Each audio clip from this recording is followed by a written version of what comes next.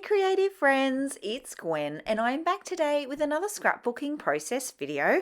For today's share, I'm working with Noteworthy Collection by Pink Fresh Studio and the exclusive Cut of the Month design. This one is called Cabbage Roses and Frames. I'm going to be working with these two photos here and I'm going to document the business journey that is created by Gwen. I've come a long way in the last 4 years and I haven't really documented that. I've created something fun for the background. There's actually a layer of vellum between the pattern paper and the cut file, and then I've added a bunch of stitching with the idea that I could add in some sequins into that little pocketed area there. Now this took a while. I stitched too much. I should have left a gap that was a little bit wider than the one that I did, but I managed to get them in there, and isn't that cute? So they're sitting underneath the layer of vellum but on top of the pattern paper behind it. You also might note that I have backed the cut file, but I've only actually backed the floral elements of it.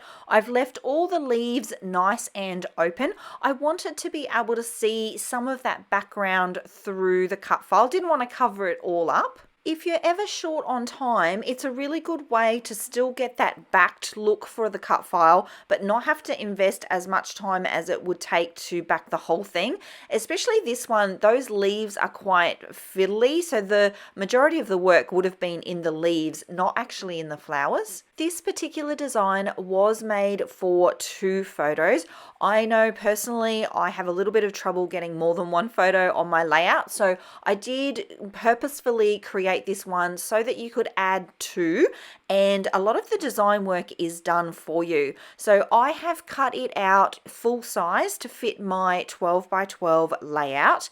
And then that makes the boxes 4 by 4 inches, which is the perfect square size if you're printing just on a home printer, or if you've got a 6 by 4 photograph, you can quite easily trim that to be 4 by 4. I actually find it much easier to work with a square photo than a rectangular photo, and I think that's because the 12 by 12 is square. So if the page is square and my photo is square, I feel like it just comes together more quickly. I think too, when I'm working with a cut file like this one that's sized to fit that 12 by 12, it all just works together really nicely. So as you can see at this point, the bones of the layout are really coming together. I'm now at a point where I can think about my title and my embellishments. It's not going to need very much because the cut file does fill that background out beautifully, and I really like the addition of the sequins. I think it's a nice touch that's subtle, but yeah, gives interest to that layer of the page. I'm going to work biggest elements to smallest elements. So initially, first up, I want to lock in my title. You can see there too that I have 2 embellishment elements, and that's because they were quite big and I wanted to get them into position as well. The title I'm going with is Loving Right Now. This is my full-time job. I work very, very hard at it, but I find it super rewarding. It's the most challenging thing that I've ever done, owning my own business, but it's also the most rewarding thing that I've ever done. I have used the American Crafts alignment guides just to get my lettering spot on.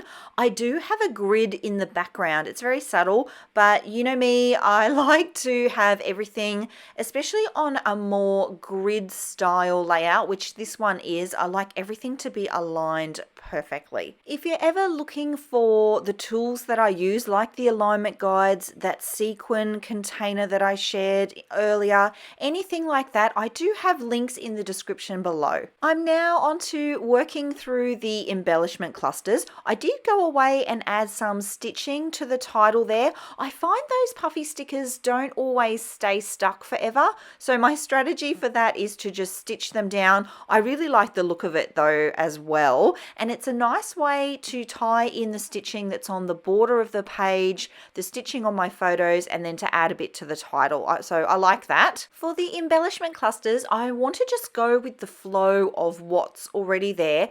For this one, I have been thinking a little bit about how the eye will travel around the page, and it's a little bit tricky because you do read left to right, and I have obviously my title going left to right, being Loving Right Now, but my photos are going right to left.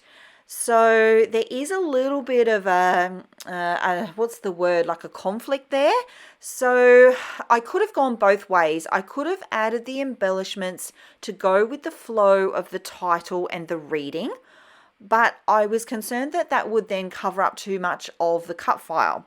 So I've decided to go with the embellishments going the same flow as the photographs. I'm also really aware at this point about the weight of embellishments top to bottom. So I don't want the bottom half of the page to feel very heavy and then the top half feel light and empty.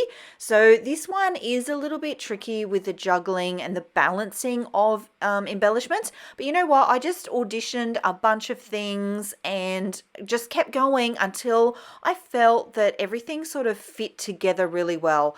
I'm trying to be very intuitive when making my choices like this and just kind of let what I've got in place already dictate what's getting placed next. I'm very careful not to force things and to just go with the flow of let the page take me where it wants to. Here you can see the details of the embellishments, the stitching on those puffy stickers. I've got layered ephemera. Those butterflies are fussy cut out of a pattern paper by Cocoa Vanilla Studio. And that's going to call the layout done. Thank you so much for being here, my creative friends. If you like the way that I scrapbook or the way that I chat about the way that I scrapbook, you'll want to check out this video right here. It is sure to inspire. I'll see you all next time. Until then, bye.